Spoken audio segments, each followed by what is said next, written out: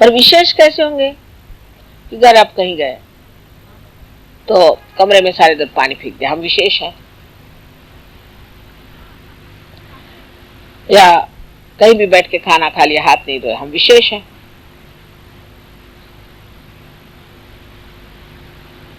विशेष का मतलब ये कि आप में जो ये चित्त की चल विचल है उसे रोकना है। चित्त को लीन करना है चैतन्य में। फिर से सुनिए, चित्त को चैतन्य में लीन करना है। पर चित्त अगर इधर उधर उलझा रहे तो वो चैतन्य में कैसे लीन होगा? तो पहले तो इस शरीर को, इस मन की इच्छा, मन की भी 50 इच्छा थी। आपके हृदय में जहाँ शिव जी का वास है वहां 4 नाड़ियां हैं। उसमें से एक नाड़ी मूलाधार तक जाती है और उससे आगे नर्क। लोग यही कहते हैं इसमें क्या खराबी।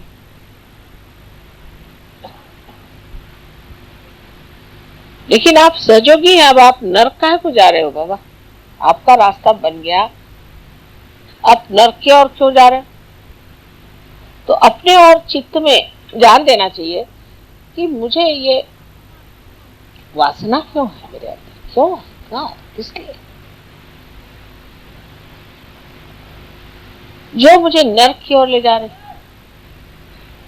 मैं तो एक कदम ऊपर रखे हुए हूं और एक कदम कब्र में रखा हूं। तो या तो कब्र में बैठ जाओ या ऊपर ही रह लो। ऐसी जो लटकी हुई स्थिति है। हाँ, तो अब चित्त जो है उससे कहना कि तू कहां भाग रहा है? नर्क के तरफ जाना चाहता है क्या? उसकी दूसरी नाड़ी है, वो नाड़ी हमें इच्छाओं की तरफ ले जाती है। इसीलिए बुद्ध ने साफ साफ कहा था कि कोई सी भी इच्छा करना यही हमारे मृत्यु का कारण है। इसीलिए हम बुढ़े भी हो जाते हैं और इसीलिए हम बीमार करते हैं, क्योंकि हमें इच्छा होती है। इसलिए डिजायरलेसनेस होना चाहिए, इच्छा हमारी बिल्कुल खत्म हो जाए। लेकिन वो खत्म नहीं होती।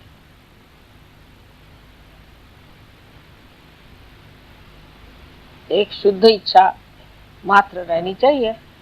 वो कैसे हो? शुद्ध इच्छा इस तरह से हो सकती है कि आप सोचे मुझे इसकी इच्छा क्यों हो रही, इस इच्छा की ओर मैं क्यों दौड़ा जा रहा हूं। ऐसी मैंने अनेक इच्छाएं की, उससे मुझे क्या फायदा हुआ? तो जो कुछ भी मिला है उसी में आनंद मान लेना ही एक सहयोगी का कर्तव्य। तब ये हुआ, किसी को इच्छा हुई कि मैं माँ के बिल्कुल सामने जाकर बैठूं, या किसी किसी को इच्छा होती कि हम पहले वहां जाकर खड़े हो जाए। ऐसी इच्छा क्यों हुई? क्योंकि अज्ञान में ये नहीं जाना माँ हर जगह, कहीं जाने की जरूरत क्या। तो शुद्ध इच्छा की जब आप इच्छा रखें तो जब कुंडलिनी चढ़ती है तो ये जो इच्छा की नाड़ी नीचे की तरफ मुड़ी हुई है वो ऊर्ध्वगति उसको हो जाती है, उसमें शुद्ध इच्छा भर जाती है। इच्छा मनुष्य करता है इस विचार से कि इससे मुझे सुख मिलेगा, आनंद मिलेगा, मिलता कुछ नहीं। तो इस इच्छा को जो है आपको आनंद में लीन कर देना चाहिए, क्योंकि शिव का तत्व जो है आनंद, उनका स्वभाव आनंद है। इसलिए हर एक चीज में आनंद खोजना चाहिए। तब किसी चीज की त्रुटि ही नहीं लगेगी। दोष देखना या हर एक चीज में ये ऐसा होता तो अच्छा होता, बहुत लोगों को आदत है। मैंने देखा, अब रास्ते से जा रहे तो कहेंगे कि यहाँ पर इन्होंने फूल क्यों नहीं लगा दिया, फिर कहेंगे कि यहाँ पर से मार्ग दिखाने का ठीक से उन्होंने ये क्यों नहीं लगाया, कि ये रास्ता ऐसे ही मोड़ के क्यों नहीं गया। अरे बाबा, आपको म्यूनसिपालिटी में है, आपको क्या करने का, जो है सो है, आप क्या को बड़बड़ कर रहे। लेकिन दूसरे के बारे में हमेशा कहेंगे इसमें ऐसे करने से ठीक होगा, उसमें ऐसे करने से ठीक होगा। वो जो आप सोच भी रहे हैं वो कार्यान्वित भी नहीं हो सकता, वो तो कार्यान्वित भी नहीं हो सकता, आपका कोई मतलब ही नहीं है उससे। अब जैसे बहुत से लोगों में होता है, सिनेमा में गए तो उसमें कोई सीन दिखा रहे कि एक आदमी जा रहा है और अब वो किसी पहाड़ी से गिरने वाला है, तो लोग कहेंगे अरे अरे कहाँ जा रहे तुम, गिर जाओगे। वो तो सिनेमा में जा रहा है, वो कोई तुम्हारी बात सुन रहा है क्या।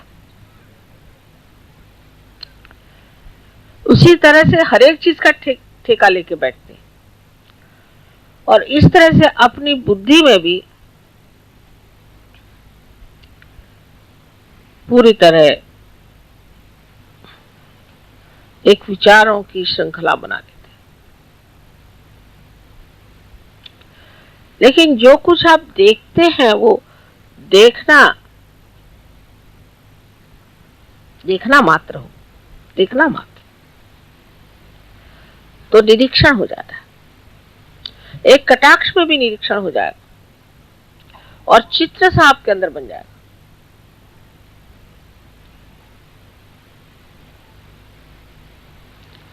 लेकिन वो देखना नहीं होता, उसे निरंजन देखना कहते हैं। उसमें कोई रंजना नहीं होनी चाहिए, ना उसके प्रति कोई रिएक्शन ही नहीं होनी चाहिए, बस देखो।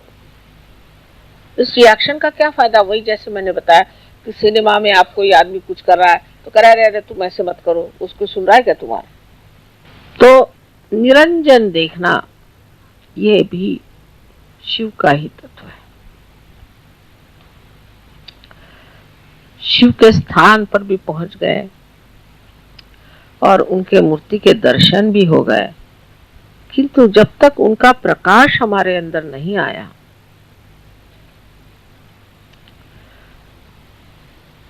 तो सब व्यर्थ ही है। अब तीसरी नाड़ी है, उसमें प्रेम उभरता है। प्रेम मारे मेरा बेटा, मेरी बहन, मेरा भाई, मेरा बाप, मेरा पति, ये सब दुनिया भर की रिश्तेदारी, इसमें भी बहुत लोग उलझे रहते हैं। सहयोग में आने के बाद भी मैं सालों तक देखती हूँ कि वो छूटता ही नहीं उनका, वही वही बातें, वही वही बातें। जब देखा तो मैं तो भागती हूँ, अरे बाप रे आए फिर से। मेरे भाई का ऐसा हुआ तो मेरे बहन का ऐसा हुआ, तो मेरा फलाना ऐसा तो ठिकाना ऐसा, मेरे लड़के ने ऐसे किया तो लड़की ने ऐसे किया। अब ये कहना कि ये रिश्तेदारी वृथा है तो ये तो बात ठीक नहीं, कि अपने बच्चों के लिए आप किसी को मर्डर भी कर दें, किसी को खत्म भी कर दें, कुछ भी कर सकते हैं इस ममत्व के लिए। कोई पत्नी के लिए, कोई प्रेयसी के लिए, तो कोई पति के लिए, तो इस कदर उसमें आदमी अपने जीवन को व्यर्थ करता है। और उसके बाद देखते हैं कि जिनके लिए इतना किया वही आपके दुश्मन है, वही आपको सता रहे हैं, सबसे ज्यादा दुख वही दे रहे हैं। और आपको और भी ज्यादा दुख इसलिए होता है कि इन्हीं के लिए हमने इतना किया और इन्होंने हमारे लिए किए। अगर किसी के ऊपर जरा सा उपकार किया और उन्होंने आपको तकलीफ दी तो और भी दुख लगता है कि बाबा इसके लिए इतना करने पर इसने ये किया।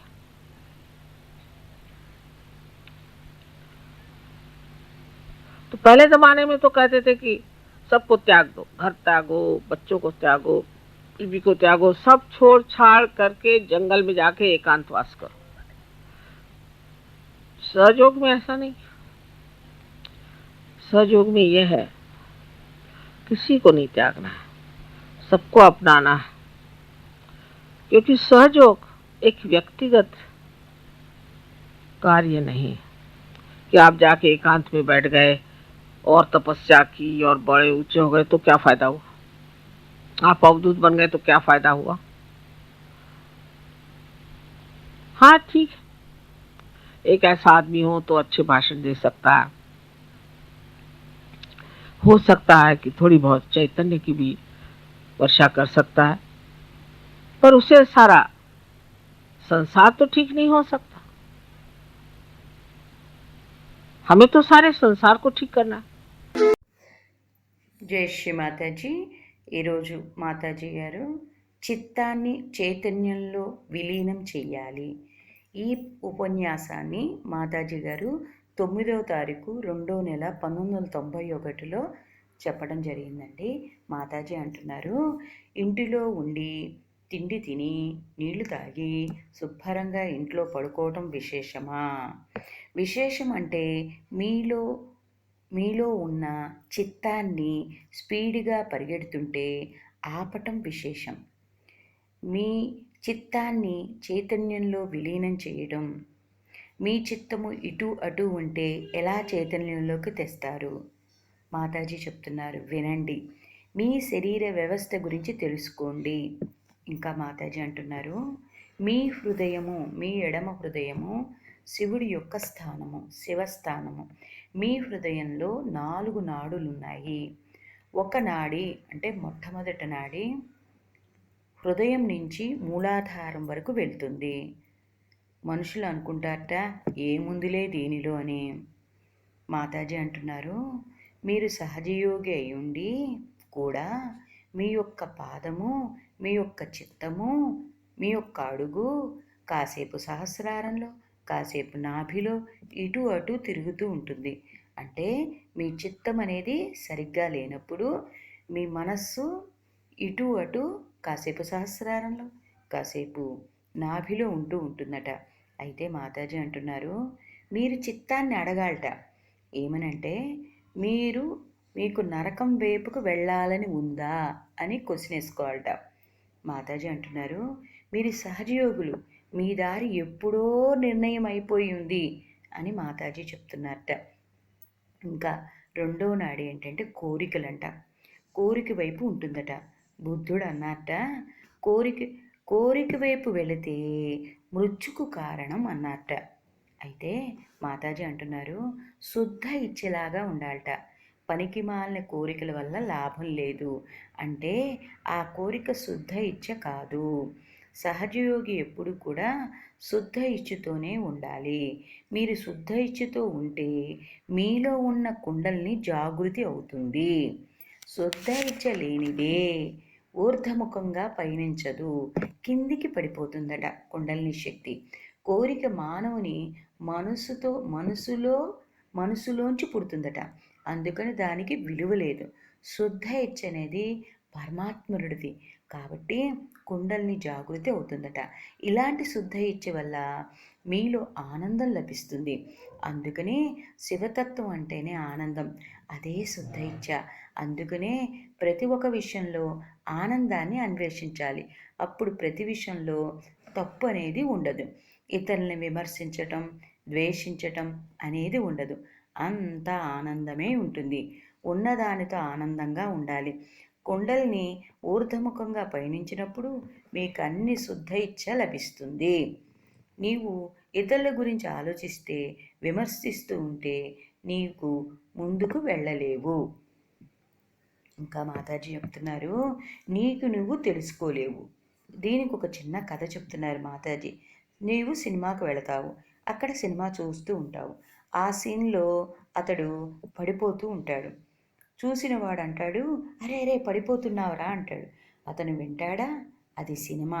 అలానే మనం ఇతరులకు ఎంత చెప్పినా, ఇలా చెయ్యి అలా చెయ్యి అని చెప్పినా వృధా అని మాతాజీ అంటున్నారు.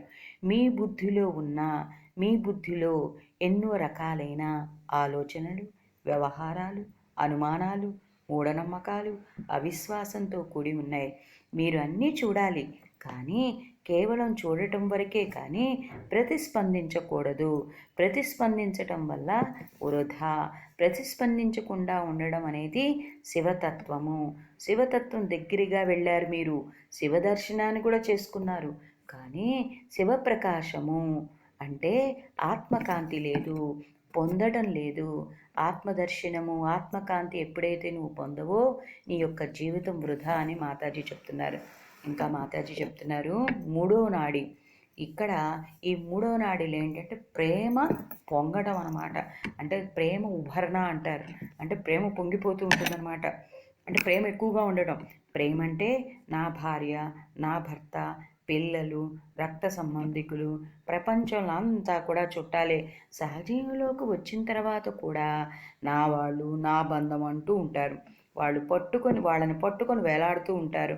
నా అన్నయ్య ఎలా ఉన్నాడు, ఇతరులు ఎలా ఉన్నారు, ఆమె ఎలా ఉంది, ఇలా సంతోషిస్తూ కాలాన్ని వృధా చేస్తున్నారు. దానివల్ల ప్రయోజనం లేదు. నా కొడుకు ఇలా చేశాడు, నా కూతురు ఇలా చేసిందంటూ వృధా చేస్తారు. తమ బిడ్డల మీద ప్రేమతో మర్డర్లు కూడా చేస్తున్నారు. వాళ్ళ యొక్క తప్పులను కూడా సమర్థిస్తున్నారు. భార్య కోసం కొంతమంది, భర్త కోసం కొంతమంది, ప్రేయస్ కోసం కొంతమంది జీవితాన్ని వృధా చేసుకుంటున్నారు. కొంతమంది ఎంత మంచి పని చేసినా మీరు శత్రువులుగా మారుతున్నారు. నీ కోసం నువ్వేం చేసుకుంటున్నావు? వీరందరి వల్ల కష్టం వచ్చినప్పుడు అనిపిస్తుంది ఏమిటంటే వీరందరిని వదిలేసి అడవికి వెళ్ళిపోదామని. కానీ సహజయోగంలో అవసరం లేదు. ఎవరిని త్యాగం చేయకూడదు కూడా అక్కర్లేదు. సహజయోగం వ్యక్తిగత కార్యం కాదు. తపస్సు చేసిన, అవధూతగా మారిన లాభం లేదు అంటున్నారు మాతాజీ. ఇంకా మాతాజీ చివరిగా అంటున్నారు, మీ యొక్క చిత్తాన్ని చైతన్యంలో విలీనం చేసినప్పుడు సహజయోగికి తన కుటుంబాన్ని, బిడ్డల్ని, ప్రపంచాన్ని కూడా మార్చగలుగుతాడు. అందమైన, సుందరమైన, చల్లటి చైతన్య తరంగాలతో ఏ మంచి పన్నైనా చేయగలుగుతాడు. అలాంటి సహజయోగులు ఈ తరానికి కావాలి. అప్పుడు ప్రపంచమంతా చైతన్యవంతమవుతుంది, కళ్యాణవంతమవుతుంది, జయప్రదంగా మారుతుంది. మాతాజీ తన బిడ్డలకు ప్రేమతో చెప్తున్నారు. జయ శ్రీ మాతాజీ.